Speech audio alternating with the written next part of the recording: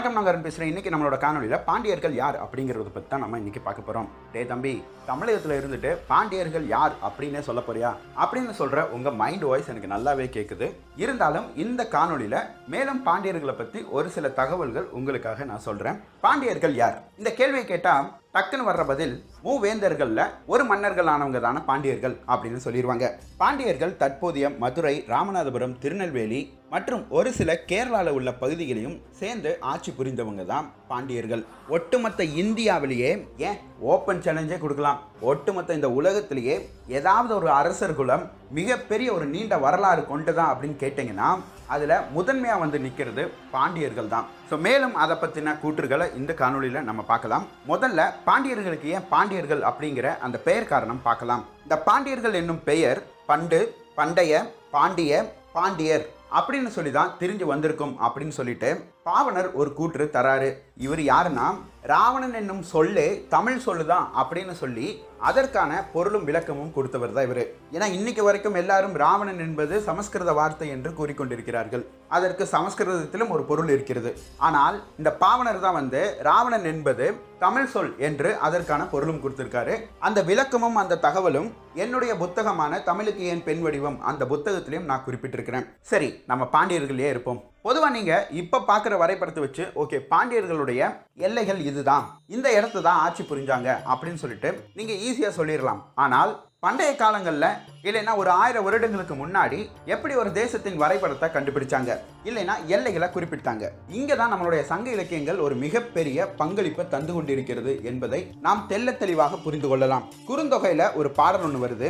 வெள்ளாறு அது வடக்கா, மேற்கு பெருவழியாம், தெல்லார் புனக்கண்ணி தெற்காகவும், உள்ளார ஆண்ட கடல் கீழாம், 56 காதம் பாண்டிய நாட்டு எல்லைப்பதி அப்படின்னு சொல்லி இந்த பாடல் வருது. இந்த பாடல் 3ஆம் குலோத்துங்கன் காலகட்டத்தில் கம்பர் எழுதியிருக்கலாம் அப்படின்னு சொல்லி கருதப்படுது. இந்த பாடலுக்கு என்ன பொருள் வந்து கேட்டிங்கன்னா, வடக்கே வெள்ளாரும், மேற்கில் பெருவழியும், தெற்கில் கன்னியாகுமரியும், புனற்கண்ணி அப்படின்னு சொல்கிறது வந்து கன்னியாகுமரி தான் வந்து குறிப்பிடுறாங்க. கிழக்கே வங்காள வரிகுடா அப்படின்னு சொல்லக்கூடிய அந்த கடல் பகுதி, இதைத்தான் எல்லைகளாக வச்சு பாண்டியர்கள் ஆட்சி புரிந்தார்கள் அப்படின்னு சொல்லிட்டு நம்மளுக்கு பெருந்தொகை இந்த வரலாற்று ஆவணத்தை தருகிறது. இந்த குறிப்பும் 10லிருந்து 13ஆம் நூற்றாண்டுக்குள்ள இருக்கிறது தான். அதற்கு முன்னாடி பாண்டியர்களுடைய எல்லைகள் எவ்வளவு இருந்தது அப்படிங்கிறது வந்து சரியான தகவல்கள் நம்ம கிட்ட இன்னும் இல்லை. ஆனால் இருந்தாலும் ஒரு சில படைப்புகளை வைத்து பார்க்கும் பொழுது பாண்டியர்கள் குமரி கண்டத்திலேயே வந்து அவங்களுடைய ஆட்சிகள் நடத்திட்டு இருந்ததாகவும், கடல் கோளுக்கு அப்புறம் குமரி கண்டம் அழிந்து அதுக்கப்புறம் பாண்டியர்கள் மேலே வந்ததாகவும் குறிப்புகள் இருக்கிறது. அதை பற்றி நம்ம இன்னும் கொஞ்சம் தெளிவாக பார்ப்போம். குமரி கண்டத்தில் கிட்டத்தட்ட 72 நாடுகள் இருந்ததாகவும், அந்த நாடுகளுக்கெல்லாம் ஒரு தலைநகராக தென்மதுரை விளங்கியதாகவும், அதை ஆட்சி புரிந்தது பாண்டிய மன்னர்கள் என்று குறிப்புகள் நம்மளிடம் இருக்கிறது. அந்த தென்மதுரை தான் முதலாம் கடல்கோள் அப்போ அழிந்துருச்சு. அதுக்கப்புறம் எஞ்சி இருந்த நாடுகளை வச்சு மீண்டும் பாண்டியர்கள் ஆட்சி புரிந்தார்கள். அப்பொழுது அவங்களுடைய தலைநகரமாக கபாடபுரம் விளங்கியது. அதுக்கப்புறம் மீண்டும் ஒரு கடல்கோள் ஏற்படுகிறது. மொத்தம் 2 கடல்கோள்கள் ஏற்படுகிறது. அந்த 2ஆம் கடல்கோள் அப்பதான் கபாடபுரமும் அழிந்து பாண்டியர்கள் தற்போதைய மதுரையை ஆட்சி புரிந்திருக்க கூடும் அப்படின்னு சொல்லிட்டு வரலாற்று ஆசிரியர்கள் குறிப்பு தராங்க. ஆனா இருந்தாலும் இப்பொழுது கீழடியில் கிடைக்கப்பட்ட சான்றுகளை வைக்கும் பொழுது தற்போதைய மதுரை தான் சங்ககால பாண்டியர்கள் ஆண்ட மதுரையா அப்படிங்கிற ஒரு மிகப்பெரிய ஒரு கேள்விக்குறி வந்திருக்கு. இதற்கு காலம் தான் பதில் சொல்லணும். அதுக்கப்புறம் ஒட்டு பெயர்கள், அதாவது பாண்டிய மன்னர்கள் எந்தெந்த பெயர்களை வந்து அவங்களுக்கு பின்னாடி சேர்த்துக்கிட்டாங்க அப்படிங்கிறத வந்து நம்ம பார்க்கலாம். பாண்டியர்கள் பல பெயர்களை சேர்த்துக்கிட்டாங்க. அதில் மாறன், வழுதி, சடையவர்மன், மாரவர்மன், வருமன், செழியன், முதுகுடுமி இதெல்லாம் வந்து பாண்டியர்கள் அவர்களுடைய பெயருக்கு பின்னாடி சேர்த்துக்கிட்ட ஒட்டு பெயர்கள் அப்படின்னு சொல்லலாம். இல்லைன்னா குலப்பெயர்கள் அப்படின்னு கூட நம்ம சொல்லலாம். அடுத்தது எந்தெந்த புராணங்களில் பாண்டிய மன்னர்களை பற்றி குறிப்பிட்டிருக்கிறாங்க அப்படிங்கிறத நம்ம பார்க்கலாம். புராண கதை எதுக்குங்க நம்மளுக்கு அப்படின்னு சொல்லி யோசிச்சிங்கன்னா, பல புராண கதைகளில் பல மன்னர்கள் வந்ததாக குறிப்புகள் இருக்கிறது. அப்படிப்பட்ட மன்னர்கள் எல்லாம் அந்தந்த பகுதியை வந்து ஆட்சி புரிந்துவிட்டு அதுக்கப்புறம் அவங்களுடைய ராஜ்யம் அழிந்ததாகவே நம்மளுடைய புராணங்கள் சொல்கிறது. ஆனால் புராணமே முடிந்தும் ஒரு மன்னருடைய குலம் அதுக்கப்புறமும் தொடர்ச்சியாக மற்ற புராணங்கள்ல அப்படியே வந்துகிட்டே இருக்கு அப்படின்னா அது பாண்டியர்களுடைய ராஜ்யம் மட்டும்தான். அப்படி பார்க்கும் பொழுது முதலில் ராமாயண புராணத்தில் இடைசங்ககால பாண்டிய மன்னர் தன்னுடைய தலைநகரான கபாடபுரத்தை முத்து, பொண்ணு எல்லாமே கொண்டு மிக சிறப்பாக அலங்கரித்துள்ளார் அப்படின்னு சொல்லிட்டு ராமாயணத்தில் குறிப்பிடப்பட்டுள்ளது. இது வந்து கம்ப ராமாயணத்தில் தான் சொல்லப்படுது. மற்ற ராமாயணங்களில் சொல்லப்படுதா அப்படிங்கிறது தெரியல, பார்க்கணும். இப்போ ஒரு சில சிலருக்கு கேள்வி வரலாம், கம்பராமாயணம் 10ஆம் நூற்றாண்டில் தானே இயற்றப்பட்டது. அப்படி இருக்கும் பொழுது கம்பராமாயணத்திலேயே ஒரு உண்மைத்தன்மை தேடுவது என்பது தவறு. அப்படி இருக்கும் பொழுது இந்த பாண்டிய மன்னர்களை பற்றி மட்டும் நாம் எப்படி எடுத்துக்கொள்வது என்று அதற்கு விடை சொல்லணும் அப்படின்னா, வால்மீகியோட ராமாயணத்தை அப்படியே எடுத்து தென்னகத்துக்கு ஏற்றவாறு மாற்றி அமைத்தவர் தான் கம்பர். நான் இல்லைன்னு சொல்ல வரல. ஆனால் இந்த பகுதியில் இருந்த ஒரு புலவர், அவருக்கு முன்னாடி இருந்த சங்க இலக்கியங்களை எல்லாம் படித்த ஒரு புலவராக இருக்கும் பொழுது அவர் அந்த பாண்டிய மன்னர்களுடைய வரலாற்றை கம்பராமாயணத்தில் இணைத்தது ஒரு வரலாற்று தகவலை நம்மளுக்கு உணர்த்துவதற்காகவே என்று நாம் எடுத்துக்கொள்ளலாம். ஏன்னா கம்பர் சோழ நாட்டு புலவருங்க. அவர் எதுக்கு பாண்டிய மன்னர்களை பற்றி, அதுவும் கபாடபுரத்தை முத்தாலையும் பொன்னாலையும் அப்படி அலங்கரித்தாங்க அப்படின்னு சொல்லி எல்லாம் எழுதணும். சரி, கம்பராமாயணத்தை பற்றி பேசிக்கிட்டே இருக்கலாம். இப்போ அடுத்த புராணத்துக்கு போகலாம். பல தமிழ் இலக்கியங்களிலும் நாட்டுப்புற கதைகளாகவும் பாண்டிய மன்னர்களின் வரலாறு பெரும்பாலும் பாமர மக்களுக்கு கூட தெரிந்திருந்தது. பண்டைய காலங்களில் இந்த வயலில் வேலை செய்கிற பெண்கள் கூட நாட்டுப்புற பாடல்கள்லாம் பாடுவாங்க. அதுலேயும் இந்த மாதிரி மன்னர்களை பற்றி தகவல்களை அவங்க சொல்லி எல்லாம் பாடுவாங்க. இப்படியும் பாண்டிய மன்னர்களின் வரலாறு அப்படியே மக்களுக்கு எல்லாம் தெரிந்து கொண்டே இருந்தது. அடுத்தது திருவிளையாடல் புராணம். இந்த திருவிளையாடல் புராணத்தில் 70க்கும் மேற்பட்ட பாண்டிய மன்னர்களை பற்றி குறிப்புகள் இருக்கு. இந்த 70 மன்னர்கள் யாரு, அவங்க என்ன பண்ணியிருக்கிறாங்க அப்படின்னு உங்களுக்கு தெரிஞ்சுக்கணும் அப்படின்னா நீங்க திருவிளையாடல் புராணத்தை படிக்கலாம். ஒரு உதாரணம் சொல்லணும்னா, நடிகர் திலகம் சிவாஜி கணேசன் நடித்த ஒரு திரைப்படம் திருவிளையாடல். அதுல ஒரு காட்சி அமைப்பு வரும், நெற்றிக்கண் திறப்பினும் குற்றம் குற்றமே அப்படின்னு சொல்லிட்டு. அதுல பாத்தீங்கன்னா ஒரு பாண்டிய மன்னரை பத்தி குறிப்புகள் இருக்கும். இப்போ சிவபெருமான் வந்தாரா, அவர் நெற்றிக்கண்ணை திறந்து நக்கீரனை எரிச்சாரா அப்படிங்கிறதெல்லாம் தெரியல. ஆனால் ஒரு பாண்டிய மன்னருடைய காலகட்டத்தில் நக்கீரன் என்னும் ஒரு புலவர் இருக்கும் பொழுது தமிழ் சங்கம் வைத்து தமிழை வளர்ப்பதற்காக என்னென்ன முறைகளை அவர்கள் கையாண்டார்கள். கடவுளே ஒரு தவறான படைப்பு கொடுத்தால் அதை ஏற்றுக்கொள்ளாது இந்த தமிழ் சங்கம் என்பதுதான் அதில் உள்ள ஒரு மூல கருணை சொல்லலாம். அடுத்தது நட்குடி வேளாளர் வரலாறு அப்படிங்கிறதுல 201 பாண்டிய மன்னர்களை பற்றி குறிப்புகள் அதுல இருக்கு. 201 பாண்டிய மன்னர்கள்னா சராசரியா ஒரு மன்னர் 30 ஆண்டுகள் ஆட்சி புரிகிறாருன்னு வச்சுக்கோங்களேன். கிட்டத்தட்ட ஒரு 6000 வருடங்கள் ஆயிடுச்சுங்க. சரி, சககால மன்னர்களும் இருந்திருப்பாங்கன்னு வச்சுக்கோங்களேன். அதாவது அண்ணன் தம்பிக, பங்காளி, மாமன் மச்சான், இந்த மாதிரி ஆட்களும் மன்னர்களாக இருந்திருக்க கூடும். அப்போ 3ஆல் வகுத்தால் கூட 2000 வருடங்களுக்கான பொக்கிஷம் அது. அடுத்தது இறையானார் அகப்பொருள் நக்கீரனார் உரை அப்படிங்கிற அந்த படைப்புல 197 பாண்டிய மன்னர்களை பற்றி குறிப்புகள் உள்ளது. இந்த சிவபெருமான் தான் பாண்டிய அரசன் அப்படின்னு சொல்லக்கூடிய ஒரு கூற்று இருக்கு பாத்தீங்களா, அது எல்லாம் இந்த புராண இலக்கியங்கள் இருந்து தான் வந்தது.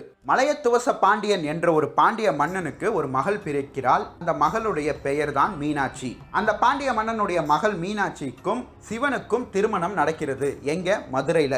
இவரே பிற்காலத்தில் சோமசுந்தர பெருமானாக தமிழ் சங்கத்தில் இருந்து தமிழ் வளர்த்தார் என்று இந்த புராணங்கள் சொல்கிறது. மேலும் அதுக்கப்புறம் மதுரை மீனாட்சி ஒரு மிகப்பெரிய ஒரு படையை திரட்டி கொண்டு இமயம் வர ஒரு படை எடுத்து போறாங்க. அந்த வழிமுறையாக வந்தவர்கள் தான் மௌரியர்கள் என்று கருதப்படுகிறது. இப்போ இந்த படைப்பும் சரி, ஆரிய படை கடந்த நெடுஞ்செழியனுடைய வரலாற்று பதிவும் சரி, சேரன் செங்குட்டுவனுடைய படைப்பும் சரி, தமிழர்கள் இங்கிருந்து தான் இமயம் வரை படையெடுத்து சென்றார்கள் என்று வரலாற்று குறிப்புகள் சொல்கிறது. ஆனால் இருந்தாலும் அங்கிருந்து தான் இங்கே வந்தார்கள் என்று ஒரு சிலர் பிதற்றிக் கொண்டிருக்கிறார்கள். பித்து தலைக்கேறினால் பிறகு பிதற்றித்தானே தீர வேண்டும்.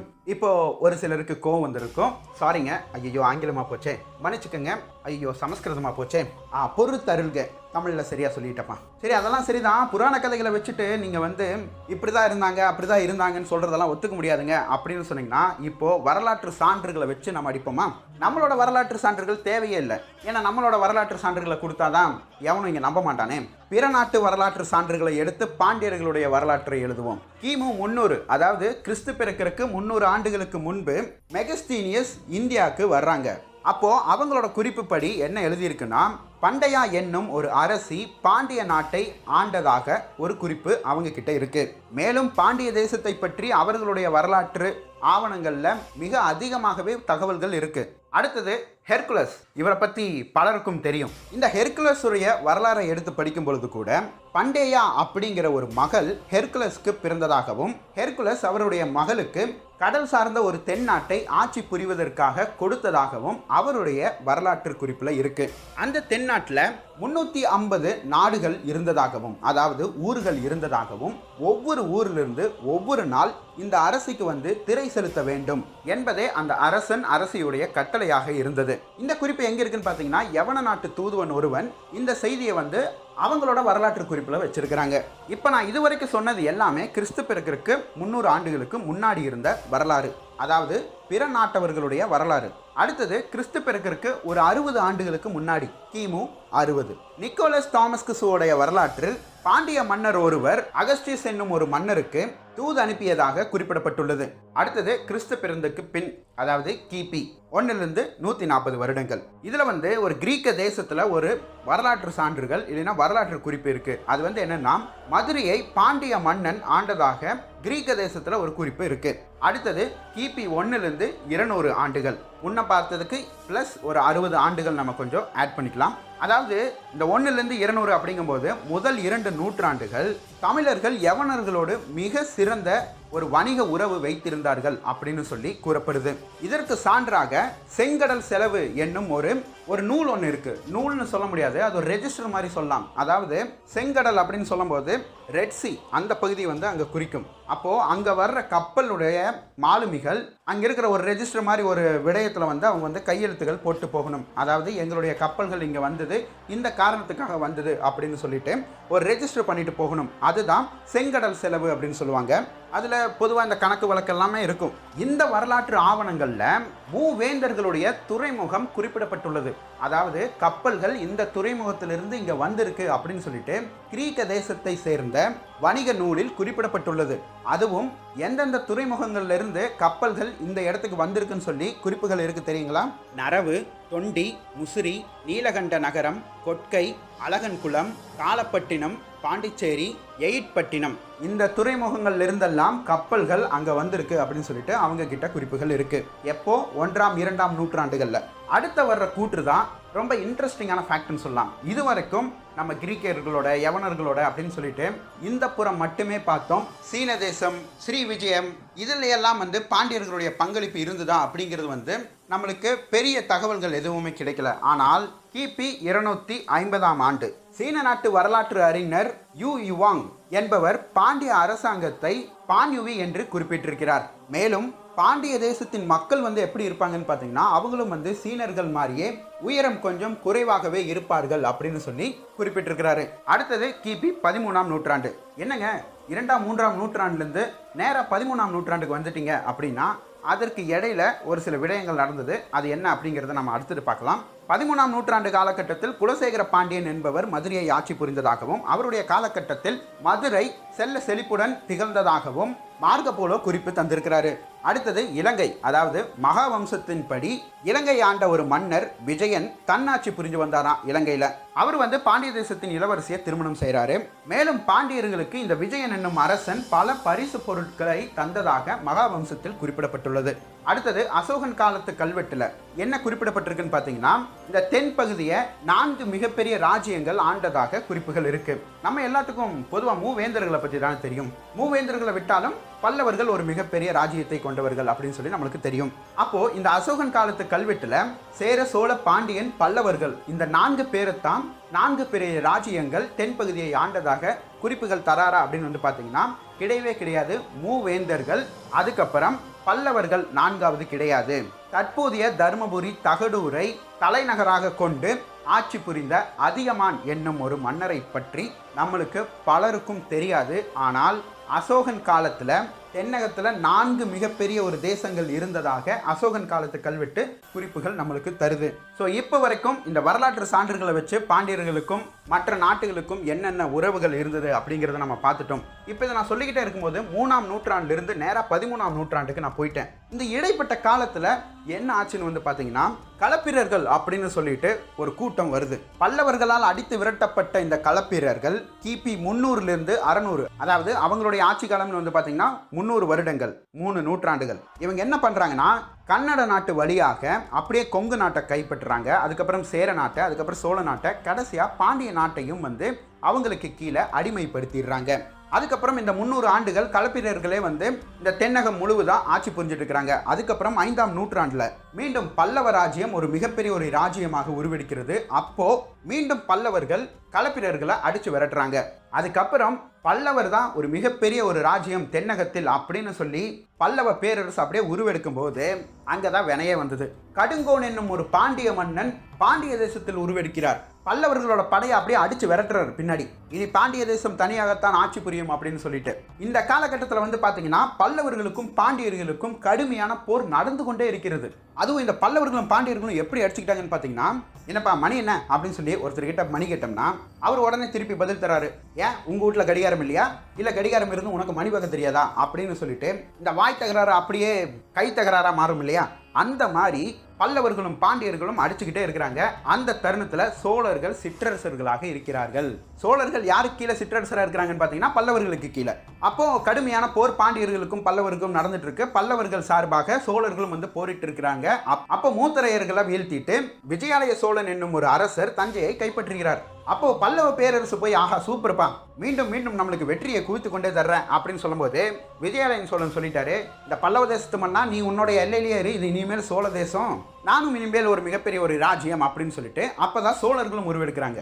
விஜயாலய சோழனுக்கு அப்புறம் 3ஆம் ராஜராஜ சோழன் காலகட்டம் வரைக்கும், அதாவது கிட்டத்தட்ட ஒரு 18லேருந்து 20 மன்னர்கள் சோழ தேசத்தில் இருப்பாங்க. அந்த காலகட்டத்தில் பூரா பாண்டியர்கள் சோழ தேசத்துக்கு கீழேயே இருக்க வேண்டிய நிலைமை ஏற்பட்டது. அதுலேயும் ராஜேந்திர சோழருக்கு 3 மகன்கள். அந்த 3 மகன்களுடைய பெயர் கூட சுந்தர சோழ பாண்டியன், விக்ரம சோழ பாண்டியன், பராக்கிரம பாண்டியன் அப்படின்னு சொல்லிட்டு சிறப்பு பெயர்களும் வைத்துக் கொண்டார்கள். அதுக்கப்புறம் தான் நம்ம ஹீரோ வராரு, மதுரை மீட்ட சுந்தர பாண்டியன் அப்படிங்கிறவர். அவர் சோழர்கள் எல்லாம் அடிச்சு நொறுக்கிட்டு மீண்டும் பாண்டிய தேசம் தனியாட்சி புரியும் அப்படின்னு சொல்லிட்டு 13ஆம் நூற்றாண்டுகளில் தான் வந்து பாண்டியர்களுடைய ராஜ்யம் தனியாட்சியா வருது. இதுக்கப்புறம் பாண்டியர்களுக்கு என்ன ஆச்சுன்னா, இந்த அண்ணன் தம்பிகளுக்குள்ள சண்டை வந்துருச்சு. நீ மன்னனா இருப்பியா இல்ல நான் மன்னனா இருப்பனா அப்படின்னு சொல்லிட்டு. அப்ப சுந்தர பாண்டியனுக்கும் அவருடைய தம்பியான 2ஆம் வீரபாண்டியனுக்கும் வந்து பிரச்சனை வருது. அப்ப 2ஆம் வீரபாண்டியன் ஒரு சில சிற்றரசர்கள் எல்லாம் கூப்பிட்டு, நம்ம எங்க அண்ணனை தொடர்ந்து ஒரு மிகப்பெரிய ஒரு போர் எடுத்து நம்ம அடிச்சுட்டு அதுக்கப்புறம் நம்ம ஒரு ஆட்சியை புரிவோம் அப்படின்னு சொல்லிட்டு அங்க ஒரு கூட்டம் சேர்த்துக்கிட்டு இருக்கிறாரு. இன்னொரு பக்கம் சுந்தர பாண்டியனும் இன்னொரு பக்கம் கூட்டம் சேர்த்துக்கிட்டு இருக்கிறாங்க. அதுல சுந்தர பாண்டியன் ஒரு கட்டம் மேல போய் என்ன பண்றாருன்னு பாத்தீங்கன்னா, மாலிக் கபூர் என்னும் ஒரு மன்னரிடம் அவருடைய உதவியை நாடுகிறார். அதைத் தொடர்ந்து மாலிக் கபூர் வந்து சுந்தர பாண்டியனுக்கு உதவியும் செய்யறாரு. 2ஆம் வீரபாண்டியனை தூக்கிட்டாங்க.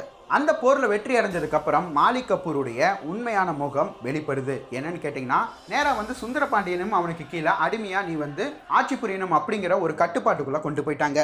அதுக்கப்புறம் பல முகலாய மன்னர்கள் மாலிக் கபூருக்கு அப்புறம் அப்படியே ஒவ்வொன்றா வந்துகிட்டே இருக்கிறாங்க.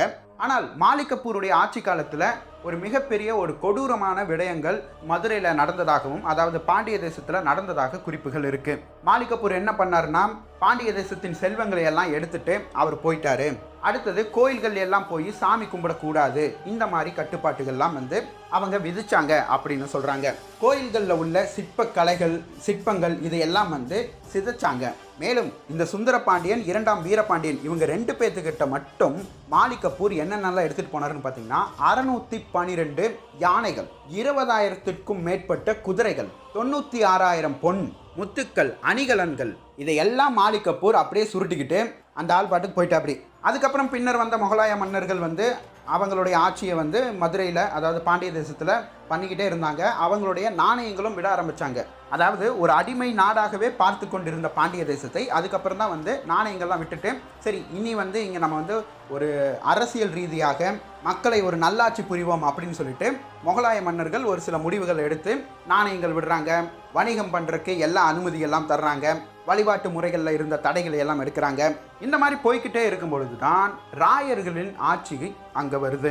இதுக்கப்புறம் விஜயநகர பேரரசு உள்ள வருது.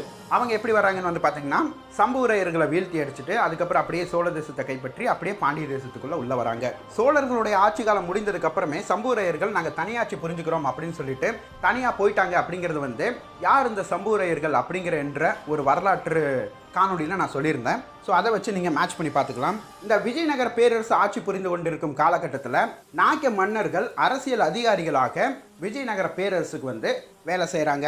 அதுக்கப்புறம் பாண்டிய மன்னர்கள் எல்லாரும் அப்படியே குறுநில மன்னர்களாக போயிட்டாங்க. விஜயநகர பேரரசுக்கு எதிராகவும் பாண்டிய குறுநில மன்னர்கள் ஒரு சிலர் வந்து அப்பப்போ மிகப்பெரிய ஒரு எழுச்சியை கிளப்பணும் அப்படின்னு சொல்லிட்டு முயற்சி செய்தார்கள். ஆனால் இருந்தாலும் நம்பிக்கை துரோகம், கூட இருந்த குழிப்பறிக்கிறது, இந்த மாதிரி விடயங்கள்லாம் அப்போ நிறையாவே நடந்துக்கிட்டு இருந்தது.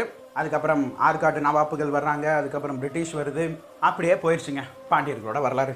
இப்போ குமரி கண்டத்தில் ஆரம்பிச்சு ஆங்கிலேயர்களுடைய ஆட்சி காலம் வரைக்கும் என்னால் எவ்வளவு சீக்கிரம் குறுகிய இன்ஃபர்மேஷனில் சொல்ல முடியுமோ சொல்லிட்டேன். ஆனால் இது பாண்டியர்களுடைய வரலாற்றில் வெறும் 5% தான் அப்படின்னு சொன்னால் நீங்கள் நம்புவீங்களா? 5 கூட இல்லைன்னு சொல்லலாம். உதாரணத்துக்கு சொல்லணும்னா கொஞ்சம் யோசிச்சு பாருங்க, பாண்டியர்கள் எவ்வளவு பெரிய மன்னர்களாக, எவ்வளவு பெரிய ராஜ்யத்தை ஆண்டு கொண்டிருந்திருக்க கூடும். எங்க நீங்க வரலாற்று பொக்கிஷம் நீங்க எடுக்க போனீங்கனாலும், அதாவது 1000 வருடங்களுக்கு முன்னாடியே போங்களேன், இங்கே படையெடுத்து வந்தார்கள், இங்கிருந்து படை அங்கே போனது, இந்த மாதிரி தான் மேக்சிமம் வரலாறு இருக்கும். ஆனா பாண்டியர்களுடைய வரலாறு இங்கேயும் சரி வெளிநாட்டவர்களும் சரி என்ன எழுதியிருக்கிறாங்க, அங்கிருந்து இங்கு தூதுவன் வந்தான், அங்கிருந்து இங்க வந்த கப்பல்களை நாங்கள் பதிவு செய்தோம், எந்தெந்த துறைமுகங்களிலிருந்து இங்க வந்து வியாபாரம் நடக்கிறது அப்படின்னு சொல்லிட்டு ஒரு மிகப்பெரிய ஒரு சிவிலைசேஷன், ஒரு மிகப்பெரிய ஒரு கம்யூனிகேஷன், இதெல்லாம் இருந்ததற்கான ஒரு மிகப்பெரிய ஒரு சான்று தான் பாண்டியர்களுடைய ராஜ்யம். சும்மா தமிழகத்தில் இருந்து கிரீக்க தேசத்தை வரைக்கும் ஒரு தூதுவனை அனுப்ப முடியுமா? அவன் என்ன போய் பேபேனா பேசுவான்? அவர்களுடைய மொழியை நாம் எளிதில் கற்றுக்கொள்ளும் ஆற்றல் நம்மளுடைய இருந்திருக்க வேண்டும். இல்லை என்றால் இங்கிருந்து தான் நாங்கள் மொழி சென்று இருக்க வேண்டும். மீண்டும் எந்த ராஜ்யத்தை பற்றி அடுத்தது பார்க்கலாம் என்று கமெண்ட் செக்ஷனில் பதிவிடுங்கள். மீண்டும் சந்திப்போம். நன்றி.